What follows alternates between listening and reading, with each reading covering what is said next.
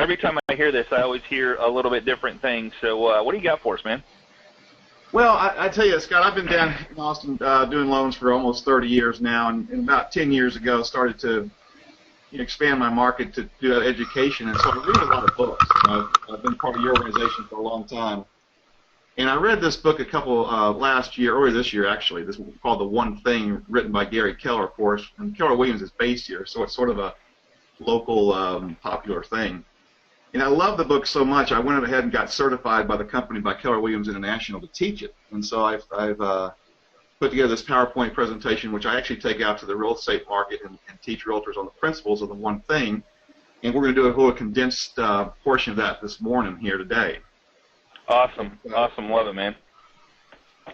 So I wanted to start with just a quote. If I could get my computer here to work. Here, I'll switch it for you. There we go. Yeah. So this is a quote not in the book so much, but something I heard years ago. It's called, "Nothing is more powerful than an idea whose time has come." And it's very similar, in my opinion, to what you guys are doing with Agent Mastermind. It's time has come. It's an idea whose time has come, and it's a growing theme. But the one thing, because of all the noise in our life, I think it's important to start talking about focus. And this is what we're going to be sharing today, a little bit more about the principles here. Beautiful.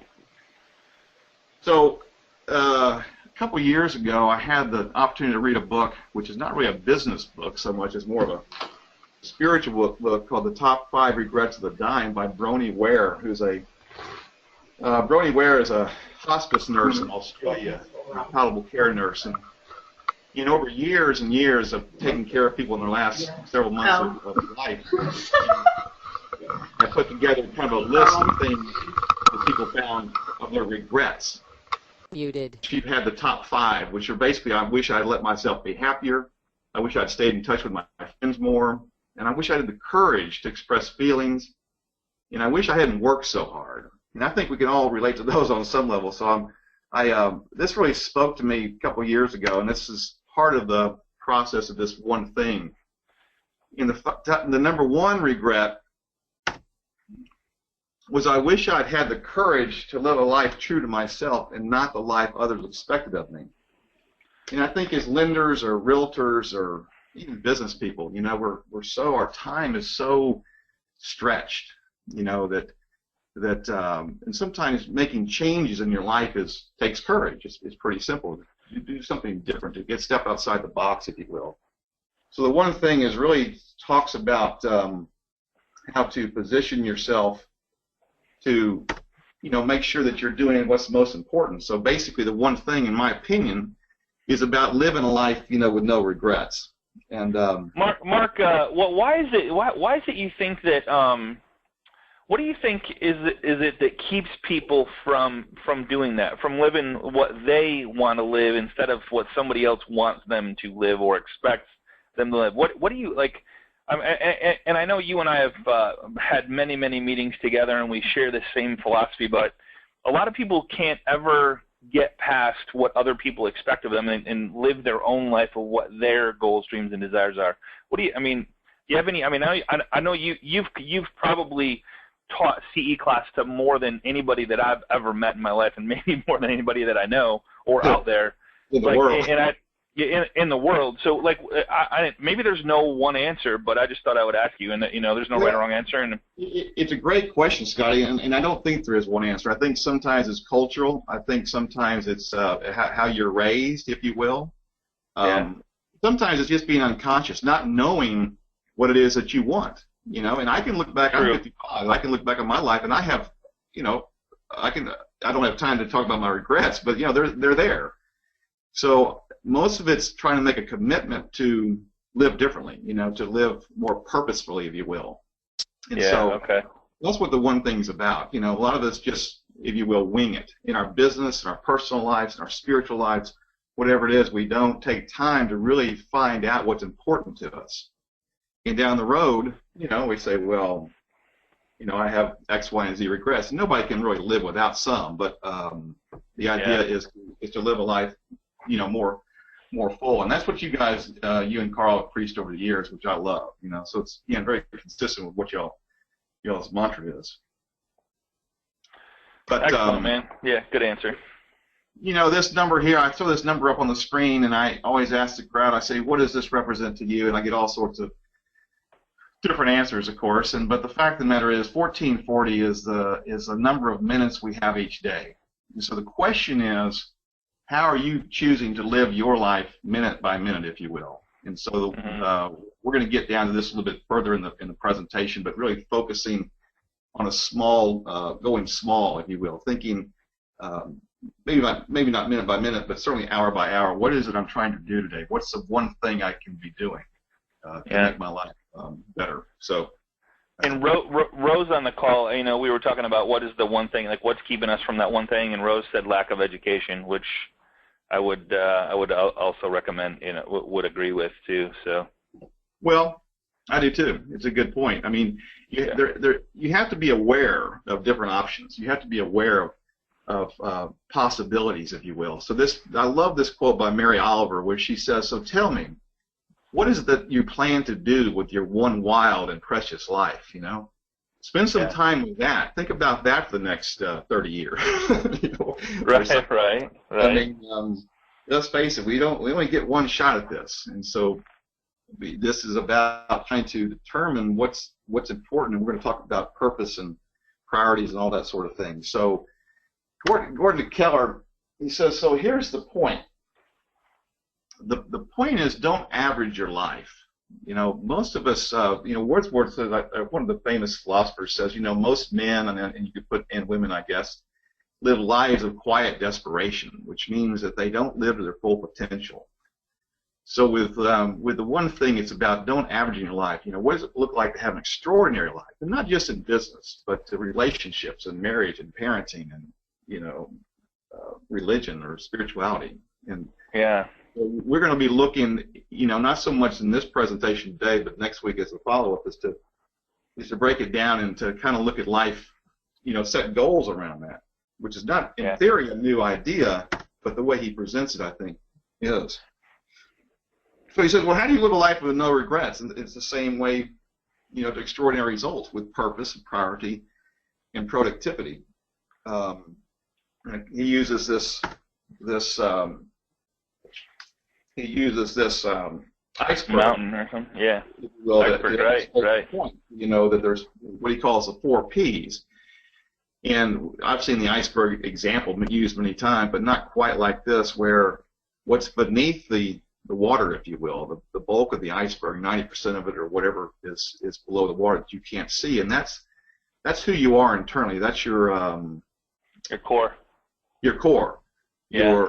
Your psychology, your ethics, your integrity, your, you know, all of that goes into who you are as a human being. But part of that is discovering, if you will, what your purpose may be. And it's really spending time about, am I in business just to make money, or am I in business to do something else, something bigger, if you will? And then he finally talks about priorities. You know, and the word priority, which I learned, which is interesting, he said that priority was a word, that a Latin term that meant first. It's the first thing. He said it wasn't until the 19th century, or 20th century, I should say, that we pluralized it to make it priorities. He said there can't be priorities. There's only going to be one priority at a time. I thought, wow. Interesting. That's a great way to put that. Yeah, that's great. Yeah. He said for 500 years it meant the first thing you're going to do. And then when that thing's completed, then you do the next most important, the next first thing. He said we as Western Americans, we think we can do all sorts of things at the same time, which is kind of crazy. So It's not about priorities. It's about having a priority. Yes. And which produces your productivity, you know. So it's no different than, if you will, putting together a marketing plan. That's whatever it is you decide to do. Your productivity and your profit, which is what we see top producers, or anybody for that matter, is what they achieve. Their productivity and their profit comes from the things they're doing internally and are prioritizing. So that's kind of what that looks like. Hey, I got a question mark for the previous slide had 1440 in it, and someone's asking what that meant again. That means the number of minutes in a day. Okay, got it. Okay. We all Perfect. have the same. We all have the same time. Got it. And Yeah, isn't that interesting how some people do so much more in one day than most people do in a lifetime? You know what I mean? And it's all about the priority. What do you like? And last week I showed you how to read, reduce, eliminate, automate, delegate your marketing plan. Like whatever you feel is going to be your number one priority to help you get that next deal or the first deal if you're just starting out. Exactly. Exactly. I'm not a real big, huge World War II buff, but I do like to look at some of the old footage on World War II and the history of it, and what the Americans were able to do from December of '41 after Pearl Harbor up until the time they won, how much they could put together, how much manpower they were able to produce and create in a very short period of time. It's pretty fascinating. Yeah. And so, but the key is that they were focused as a team, and they had a goal. Believe me, they had a big purpose. So it makes life a little easier when you have, if you will, a deadline. But that's what the 1444. Now, I love this slide because I think this is what we're challenged by on a daily basis. That you break life into three categories: all the things you could know, all the things you could have, and all the things you could do. You're only going to have a sliver of those things, okay? These quadrants here. Everything else, this is your life right here. This is the choices you make are pretty much, up until the day, your life. And it will be forever and ever. So it's around trying to make choices that are moving you in a direction you want to go. Another author calls it trade-offs. So what am I going to trade off what am I going to not do so that I can choose to do? So your choices are really the core toward achievement, toward living life without regrets, et cetera, et cetera. And I want to read, if I can, something by a famous management guy named Peter Drucker. And I'm just going to read this out of a book because I came across it and it fits right into what we're talking about. Peter Drucker says this: in a few hundred years, when the history of our time will be written from a long-term perspective, it is likely that the most important event historians will see is not technology, not the internet, not e-commerce. It is an unprecedented change in the human condition. For the first time, literally, substantial and rapidly growing numbers of people will have choices. For the first time, they'll have to manage themselves, and society is totally unprepared for it. And I see that in my own life, that through technology and the internet and Facebook and Twitter and email, there's so much information coming at us that what scientists have come to conclude that there's a thing called decision fatigue. And decision fatigue is the more choices we are forced to make, the more the quality of our decisions deteriorates.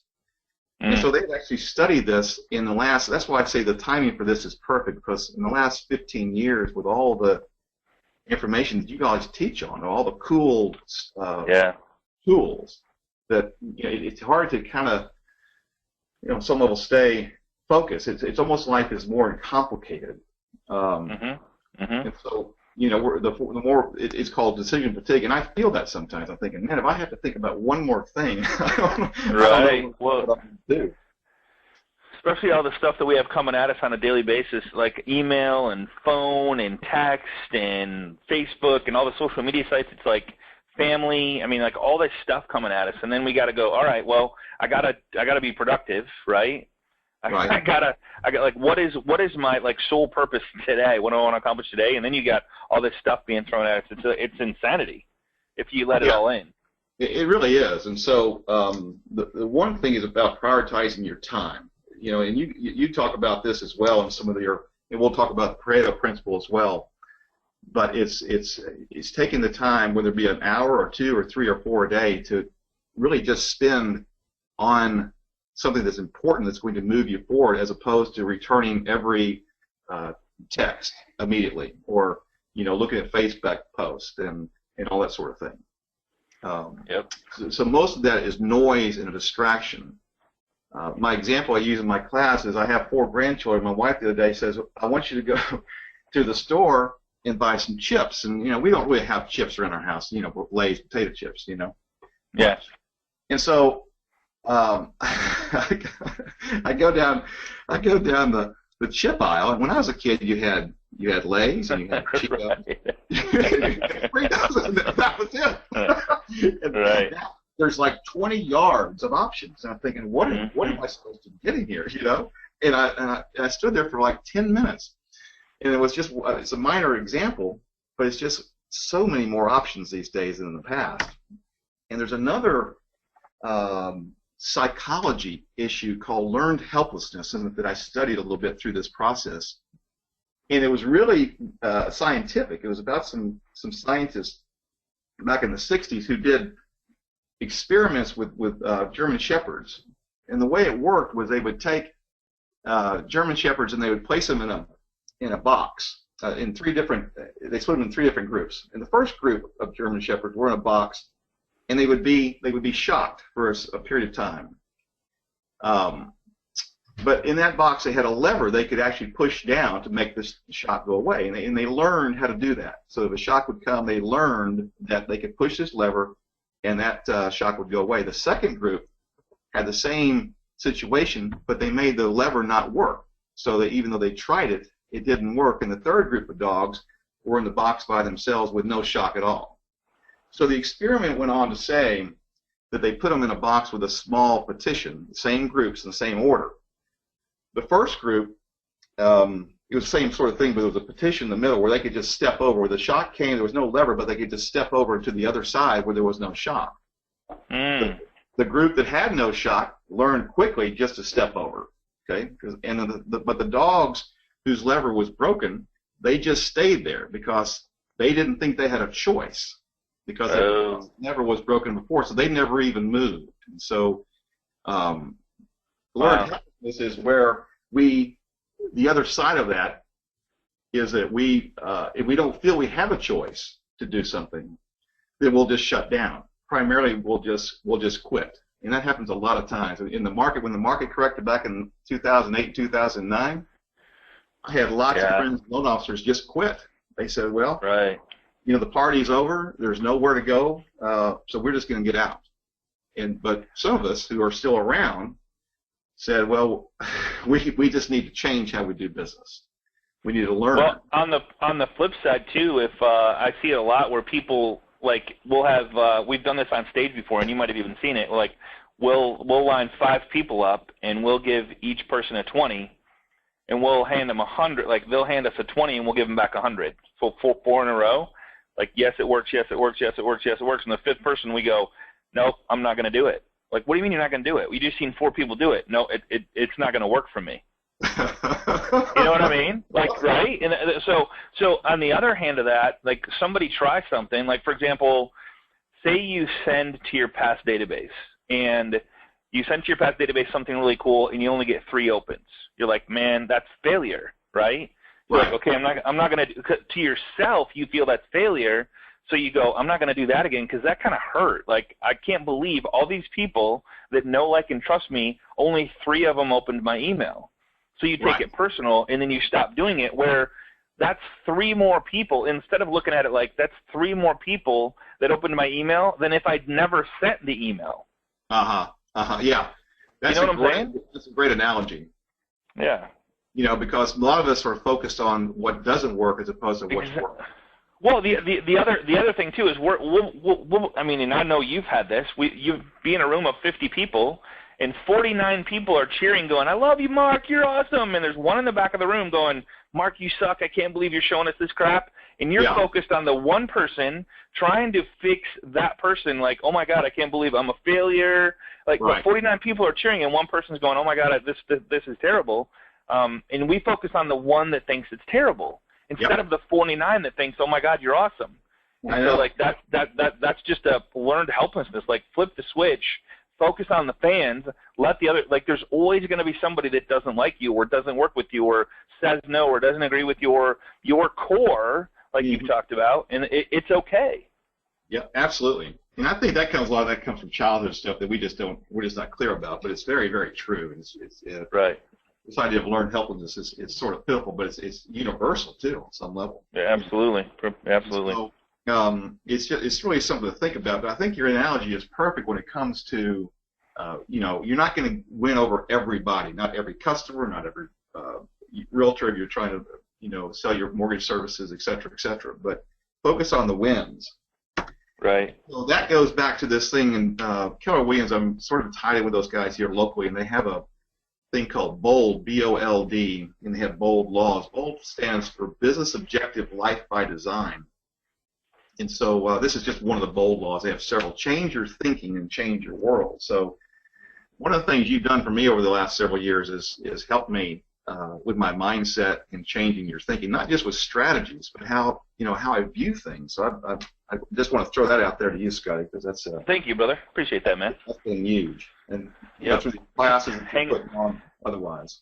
And I probably swiped that from somebody else and shared it with you, so I can't take all the credit. I tell you, man, I firmly believe you are who you hang around, and I see posts all the time like about there, and you hang around 4 poor people and you soon be the 5th. You hang around 4 successful people and you'll soon be the 5th. So you are who you hang around, and you hang around like-minded people who are positive and upbeat and always thinking outside the box. It's contagious.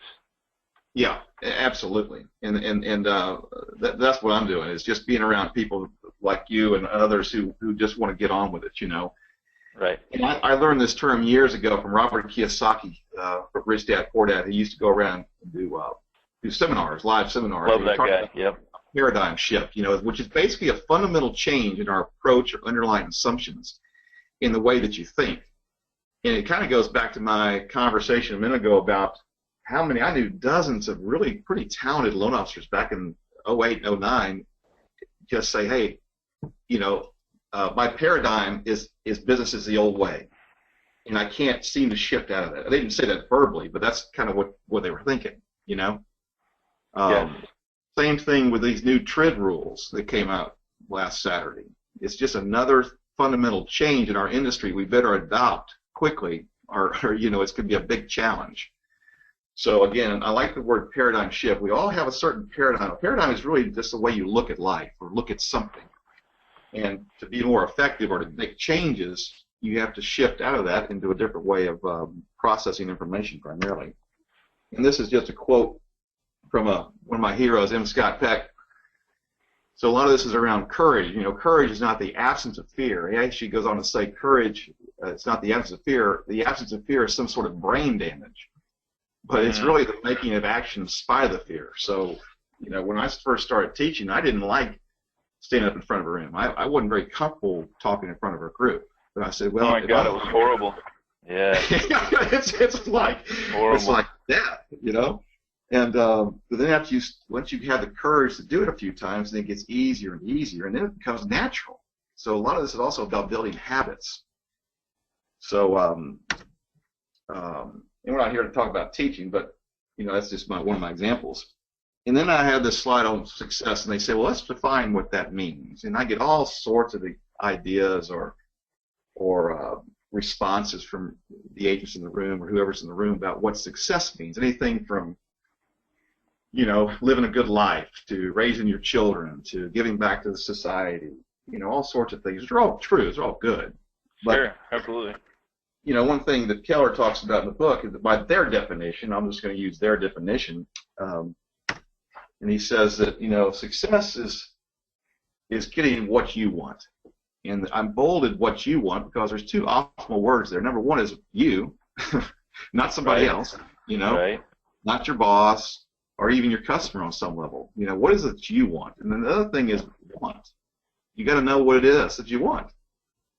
And so, when I'm looking at my life, and he breaks it down into 6 or 7 categories: spirituality, key relationships, business, finances, et cetera, et cetera. So in each category, you have to be very, very clear about what is it you want in order for you to even have an attempt at getting it.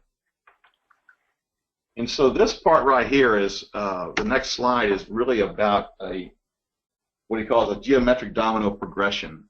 And this is sort of the basis almost for the whole book. Mark,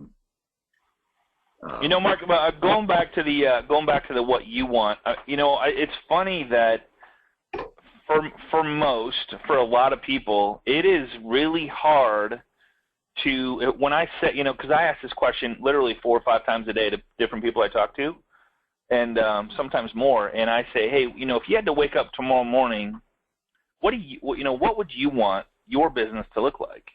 It's not, you know what I mean? It's like what, okay, and then now what do we have to do to make that happen? And most people go, I want to help more people get into homes. Like, that's not what I know that's what you want to do, but what, like, for you, really, really going deep with what you want to accomplish in your life, and then just working backwards. And it's actually, it's the hardest thing you'll do, but it's also the most gratifying thing you'll do, because once you figure it out and you really go deep with what you really want out of life and where you want to be in 5 years, or where you want to be in a year, then you can just work backwards and go, okay, what do I got to do in 90 days to make the 12-month congruent? What do I got to do in 2 weeks to make the 90-day congruent with the 12 months? And That's right. But it's the hardest thing. It's like, it's not about helping other. Like, what do you want? So I mean, that's a tough question, and most people can't answer it, and most people can't, like, they give me an answer, but it's about other people, and it's not,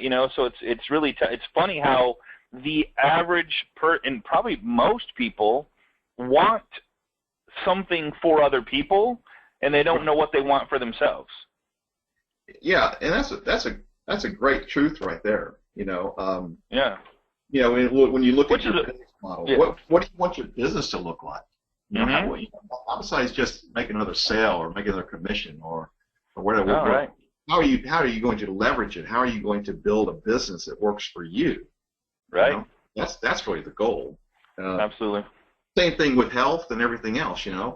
I went to the doctor yesterday or last week, and my cholesterol is a little high. Okay, so I want that down. So I've got to make some changes in what I put in my body. Number one, Yeah. I got to lose a little bit of weight, 20 or 30, maybe 100 pounds. No, Not that big, man. But I don't want to check out, over the next 10, 15 years. Absolutely, man. Absolutely. So it boils down to lots of different elements, not just your business. But getting back to these dominoes, there was a scientist back in, actually a physicist back in Britain in 1983 named Loren Whitehead. And Loren Whitehead did a study, if you will. He was a physicist on dominoes. And what he concluded was that, of course, when we were kids, we all grew up with those little dominoes, and we'd stack them over, and we would push one down, and, they all fell down. It was always kind of fun. Matter of fact, the world record for most consecutive dominoes, Scott, just a little FYI, is 4.5 million. Okay? Oh my God! Okay, wow, wow. Little pivot you may want to know about. All right. But the point is, what Whitehead discovered was a 2-inch domino had the capacity or the energy, if you will, to knock over a domino 50% larger, or a 3-inch domino. And a 3-inch domino had the potential of energy to knock over a 4.5-inch domino. Okay, and so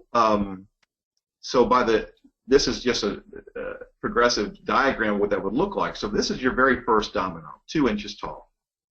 So by the 18th domino, it's tall enough to knock over the Leaning Tower of Pisa, which is also already leaning, so it's a little bit easier. No, I'm just kidding.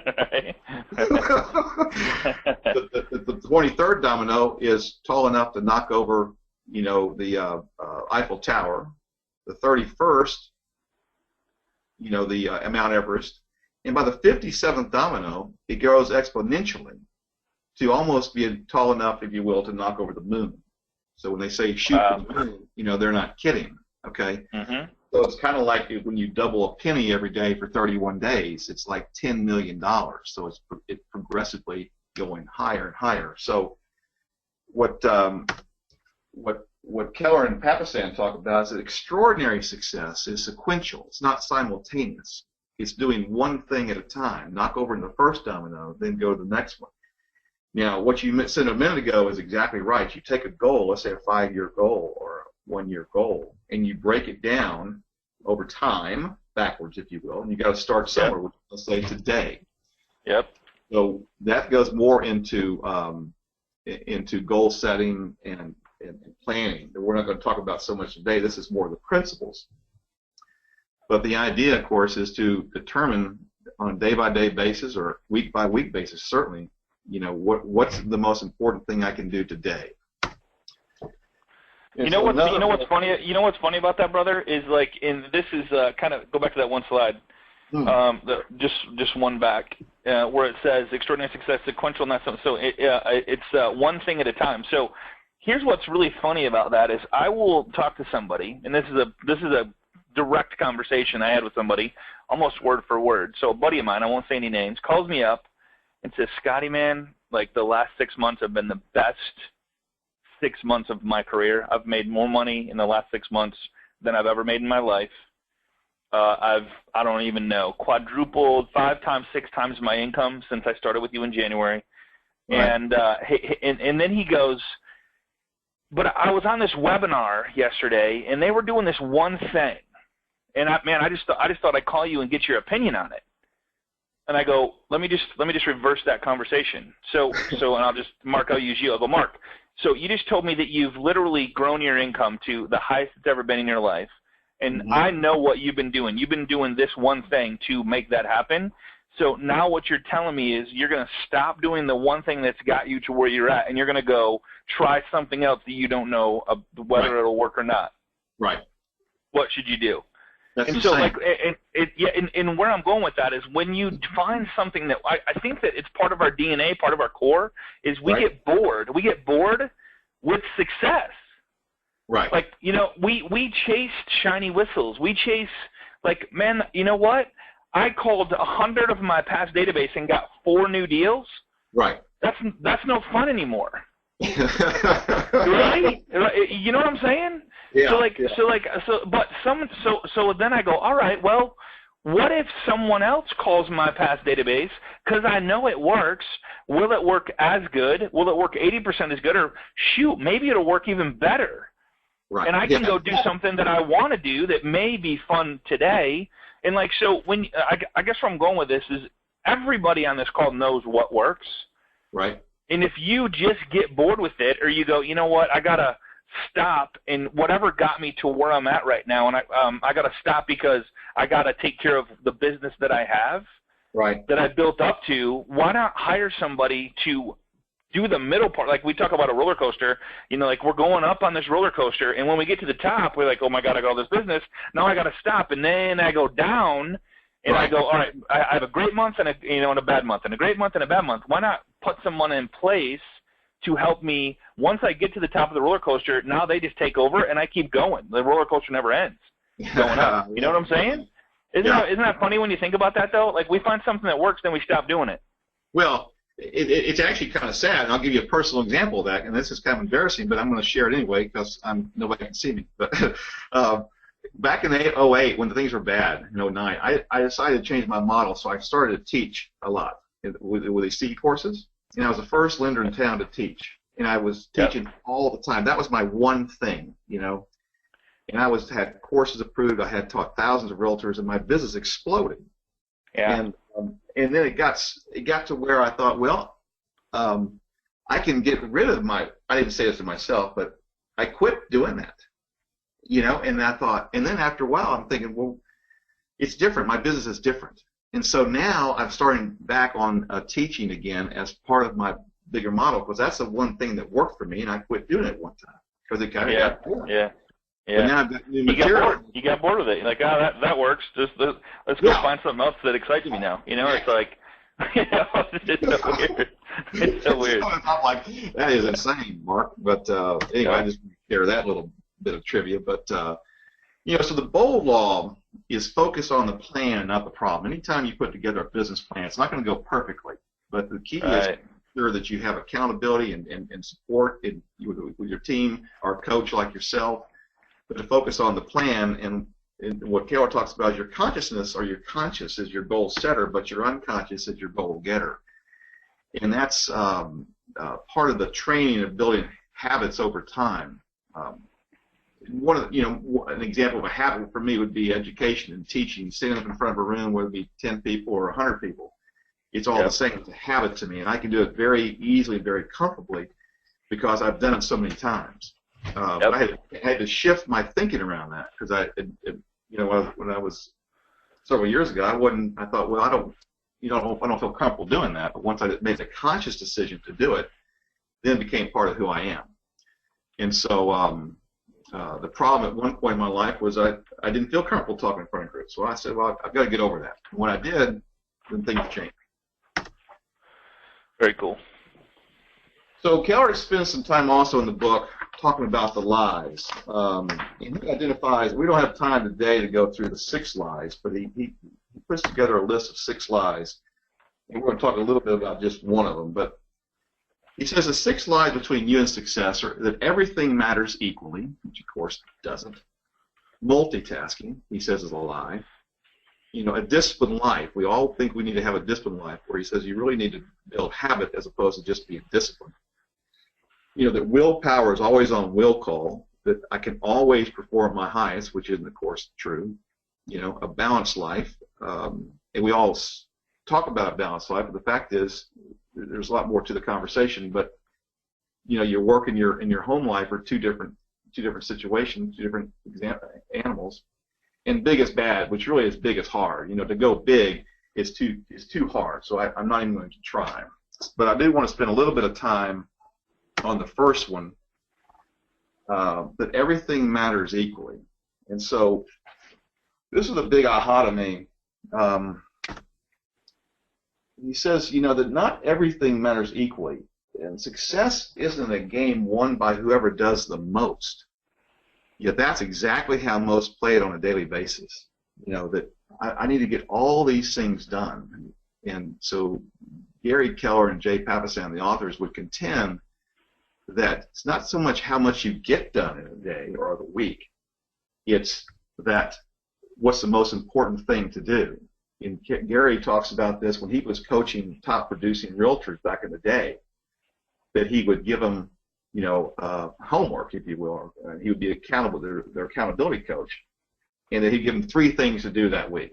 And he said most of the time they never finished the 3 things. So after a while he said, well, just do these 2 things. The most important 2 things you can do. And half the time they'd get that done. He said, finally, kind of out of frustration, I got to the point where I said, look, just decide the most important thing to do this week. And then that's all they had to focus on, And sometimes that's easier said than done as far as identifying that, but that's the basis for, I think, success as well. Well, I've actually taken that a step further. It's like, okay, I know that I want to accomplish these 10 things, but do I personally have to do any of them? Right? I mean, that's the question. Like, I know that. I mean, okay, and then I go, all right. Well, maybe this one thing needs to get done, but do I even have to do that? Because I know I've singled out that this is the highest money making activity that I could possibly do. Yeah. I farm that out. I'm like, okay, can I find somebody that can do it as good, or you know what? I found someone that does it as good as me, and now I do even higher money-making activity, so the results are going to be even crazier, right? So, like, you really got to think about that. And everybody goes, you know what? No one – and most of the time, if you check your ego at the door and go – a lot of people tell me, well, nobody can do that as good as me. Right. And I'm like, man, I would beg to differ, because I don't know if that's your highest money-making activity that you should be doing right now. Yeah. And so that's the challenge that people play with themselves. Like, nope, and I think they say that to feel like they're worthy or they're doing something, not necessarily like they have to do it. But if I don't do that, what the heck am I going to do? Right. Right. Well, that's a great example, Scott. And that's the highest level of leverage, when you can, have somebody else do the work for you. Obviously. I know. It's going to get done. Yeah. Right. You have to hold them accountable, but it frees you up to do a lot of other things. And of course, if you study the top producers, whether it be realtors or mortgage lenders in our world, most of them have that down. They've built teams around them that handle a lot of the day-to-day work that goes into all the work that we have to do. Right on. Basically, achievers always work from a clear sense of priority. And that really simply boils down to what's the most important thing. I keep going back to this one thing, priority being the first thing, not priorities. You can't have a whole list of priorities. You can only have one. And so, and then there's trade-offs. Like, doing this workshop today, this was a priority for me. I wanted to share the information with people, and I made it a priority. So that's what I'm doing with this hour of my day today. Yep. And so this is a guy named Greg McKeown, who's a British author. Another great book I want to share with you is called Essentialism. I should have written that down, but I didn't. It's called Essentialism by Greg McKeown. And I love this quote. He says, if you don't prioritize your life, someone else will. Absolutely, man.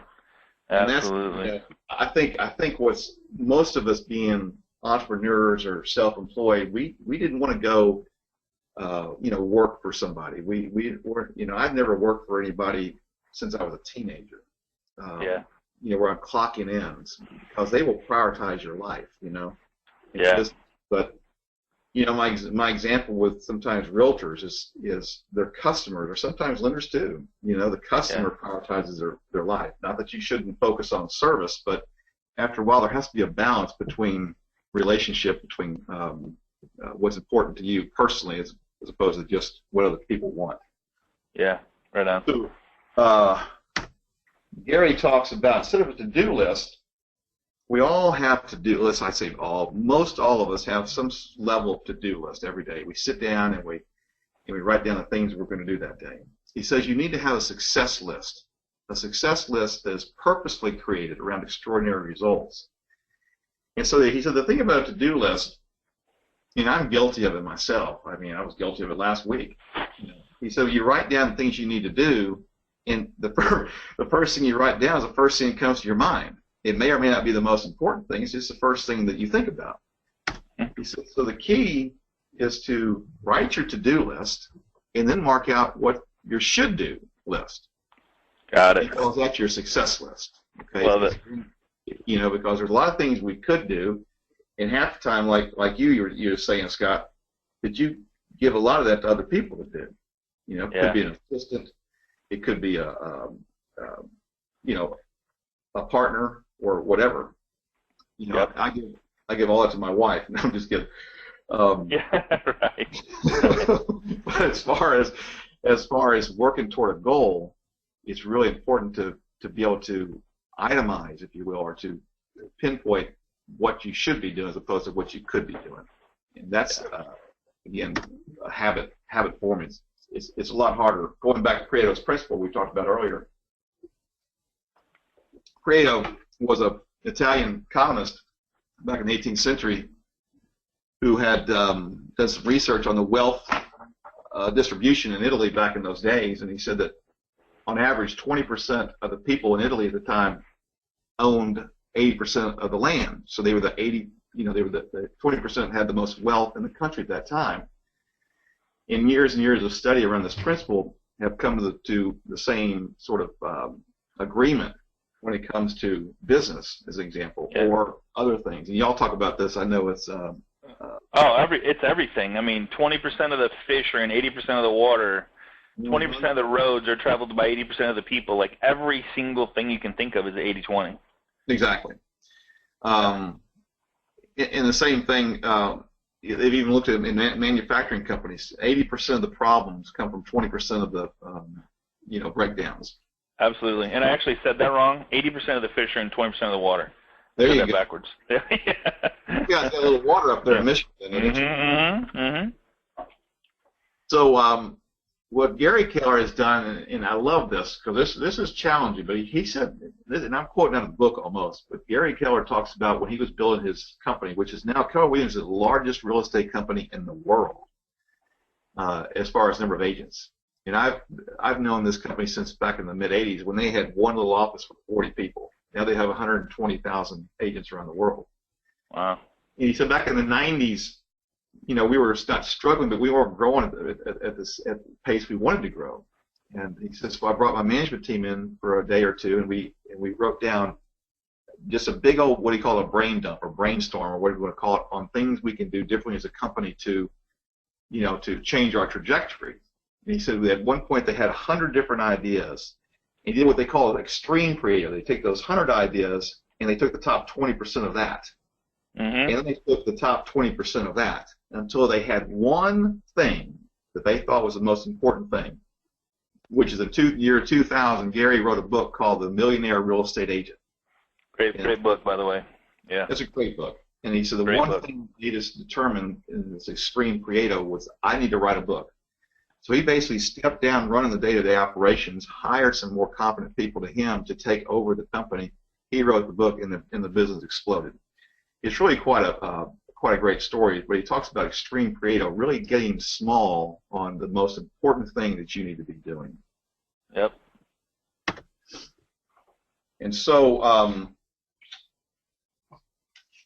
this is just another quote from Jim Rohn, that success leaves clues. And Og Mandino said it like this: it is those who concentrate on but one thing at a time who advance in this world. And so the idea of all things being equal is just a lie, what Gary Keller calls a lie. And success leaves clues in the sense that, through coaching companies like yourself or there's a lot of opportunities to go study, if you will, successful people and what have they done. I don't care if it's reading Think and Grow Rich as an example, what he did back in the day, or looking out in your own marketplace and seeing who's doing something that maybe I can emulate. Copy. Yeah. Copy. Let's face it. There's a lot of great information out there.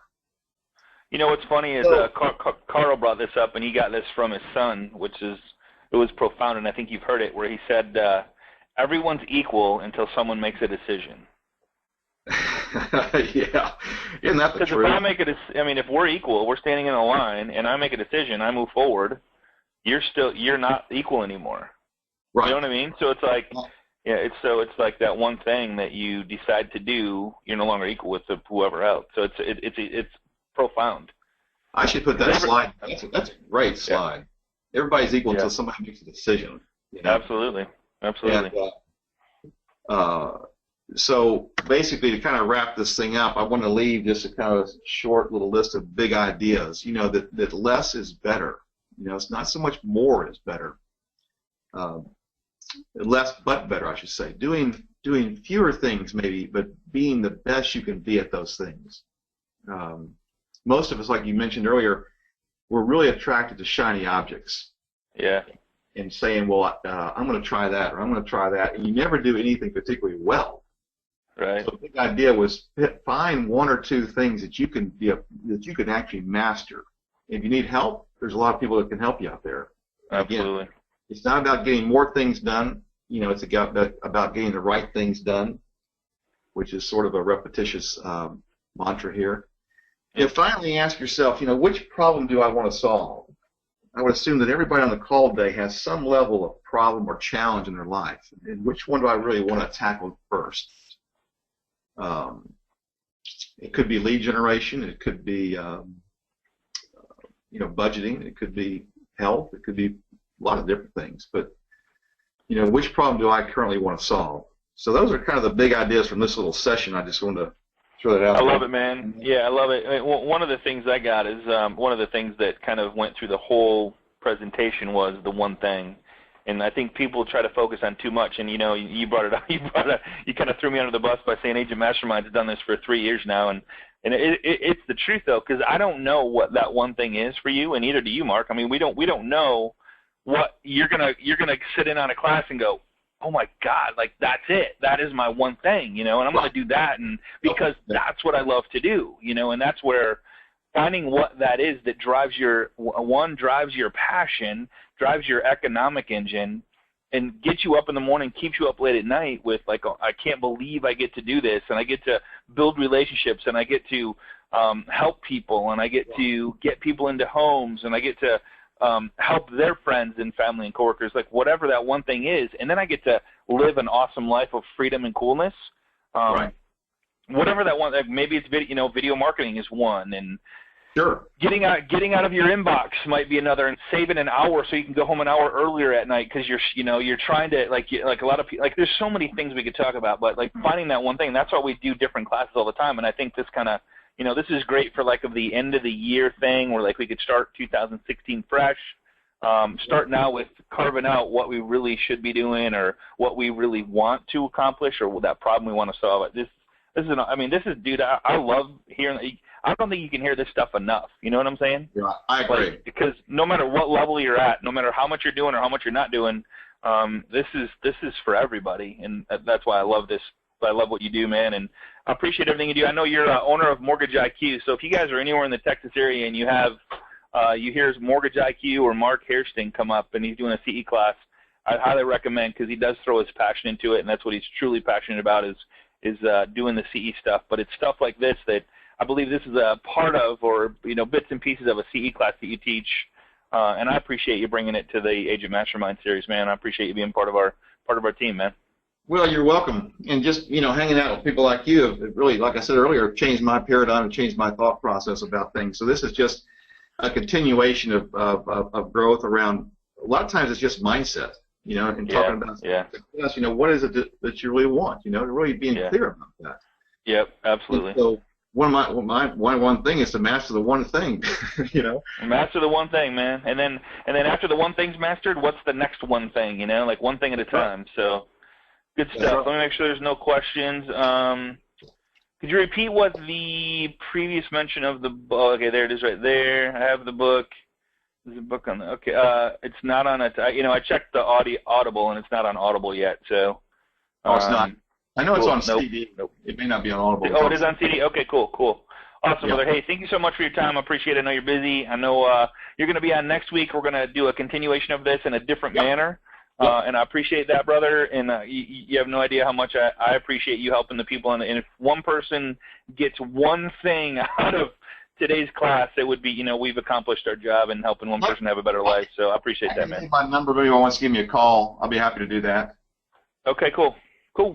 Yeah, so my direct line, man. if I want to chat further, it's 512-789-6967.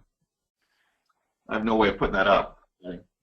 Yeah, no worries. If you want to change, you know what? Here, let me just, be careful with putting your number out there, man, because, you know how that goes. Let me just do this.